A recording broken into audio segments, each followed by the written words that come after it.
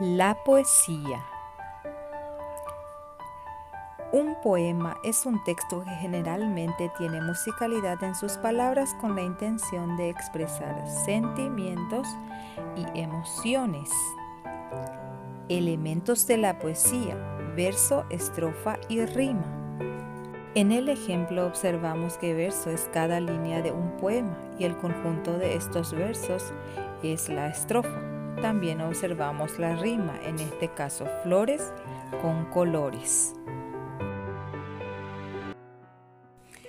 Estamos en la página 84, niños. Una vez que hayamos leído la poesía en Montemar, Silvia se preguntaba, entonces pasamos a la siguiente página que nos dice: ¿qué objeto o persona inspira este poema?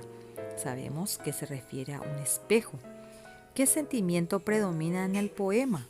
Principalmente se refiere al asombro, ¿verdad? El poema tiene 9 versos y una estrofa. Y la figura literaria que interviene es la personificación. Luego menciona qué nombre recibe el autor de un poema y se lo denomina poeta. En el cuadro 6 completamos con los verbos y en el ejercicio 7 completamos con diptongo o hiato. En este caso, búho, al separar en sílabas, entonces se convierte en un hiato, porque las vocales se separan. También al separar en sílaba, las vocales permanecen juntas, por consiguiente es un diptongo. Raíz, al separar, se separan las vocales, por consiguiente es un hiato. Y tierra es un diptongo, porque en este caso las vocales permanecen juntas. Pasamos a la página 86 y en ella nos presenta una hermosa poesía denominada Aceituneros. Autor Miguel Hernández.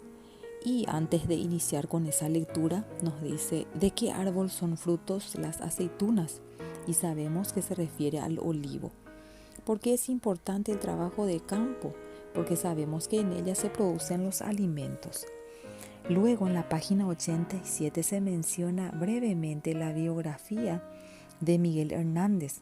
Se trata de un poeta español, hijo de una familia campesina, fue pastor de cabras en su juventud y sus poemas se caracterizan por retomar formas clásicas de la poesía española y por expresar un compromiso social al reflejar los problemas de su época. Por ejemplo, en el poema Aceituneros, los olivos representan el trabajo y el esfuerzo de los campesinos. Luego en el ejercicio 1 dice por qué el trabajo de los aceituneros llama la atención del poeta. Y podemos entonces responder que gracias al trabajo de los aceituneros, estos árboles crecen y tienen hermosos troncos. 2. De acuerdo con el poema, ¿qué hace posible que crezcan los olivos? Podemos responder la tierra y la labor de los campesinos, debido a que con el trabajo y sudor ayudan a que crezcan los olivos. En el ejercicio 3 dice: ¿te parece que el poema de Hernández es una alabanza del trabajo del campesino? ¿Por qué? Entonces podemos argumentar de que se refiere obviamente al trabajo del campesinado, a la labor que realizan para producir entonces los frutos del campo. En el 4 dice: completa la tabla con la información solicitada del poema. Ejemplo de verso. Yo a modo de ejemplo puse de los troncos retorcidos. Número de estrofas sabemos que son 4. Ejemplos de versos que rimen. Yo escribí: andaluces de Jaén, decidme en el alma quién. En la página 88 tenemos más información acerca de la poesía y lo más destacado es la aliteración. Esta aliteración consiste en la repetición de sonidos y lo vamos a estudiar en la siguiente poesía, que dice lo siguiente: vamos a contar mentiras. Al leer esta poesía nos vamos a estar dando cuenta de que constantemente se repite entonces el sonido de la letra M y de la letra N. Y en ese sentido nos dice en el ejercicio A: ¿qué sensaciones te provoca esa reiteración al leer el poema? Entonces podemos decir que nos da una sensación de musicalidad o ritmo que otorga el poema, que es parecido al sonido de una canción. En la letra B dice, da un ejemplo del poema donde se utilice la aliteración y podemos mencionar, salí de mi campamento con un hambre de 3 semanas. Me encontré con un ciruelo cargadito de manzanas. Entonces, aliteración de M y N. En el 7 dice, completa la tabla con la información solicitada del poema. ¿Cuántos versos forman el poema? Contamos y nos damos cuenta de que son 16. ¿Cuántas estrofas? ¿Qué rimas utiliza? Y nos damos cuenta que algunas son asonantes y otras consonantes. Un ejemplo de la rima usada puede ser semanas, manzanas. En las poesías se utilizan bastantes palabras con significados connotativos, por esa razón es un contenido que está totalmente relacionado con el tema de hoy. En esta página nos dice justamente después de esta poesía, Yo voy soñando caminos, esta bella poesía de Antonio Machado, nos dice, es posible vivir con una espina en el corazón. ¿Por qué? Nos damos cuenta de que físicamente es imposible vivir con una espina debido a que afectaría el normal funcionamiento de este órgano, ¿verdad? Entonces es imposible. Segundo punto, ¿qué sentido tiene la palabra corazón en el poema? ¿Cómo lo sabes?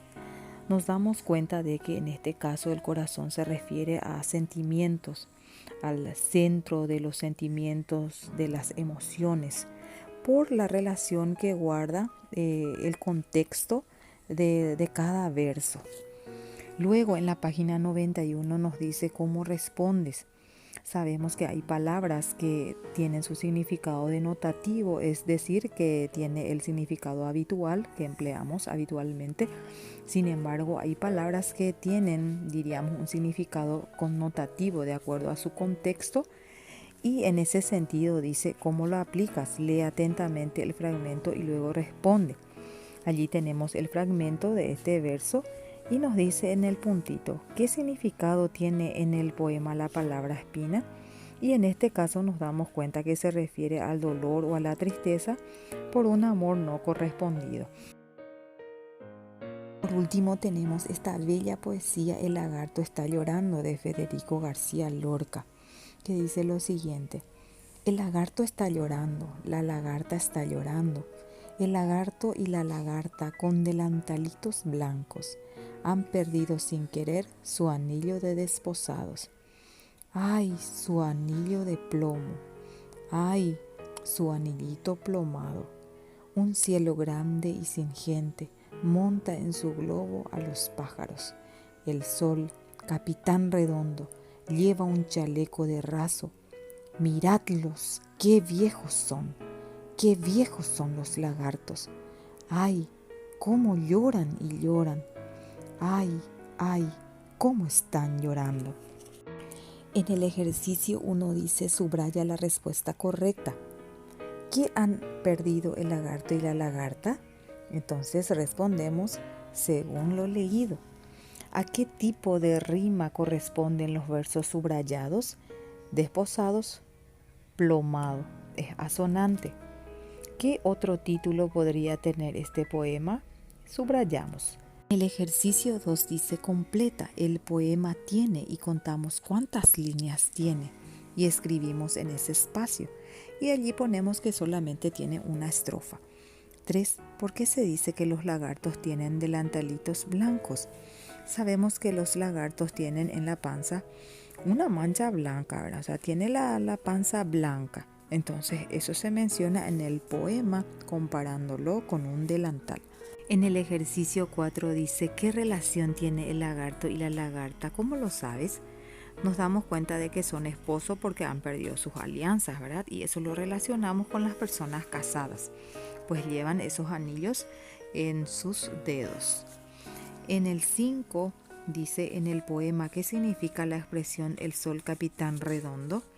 Entonces podemos mencionar de que se refiere al sol como capitán porque de él depende la vida en nuestro planeta, ¿verdad? Y porque tiene forma esférica. Así culminamos la clase de hoy. Espero que les haya gustado y nos encontramos en la próxima clase. Besos.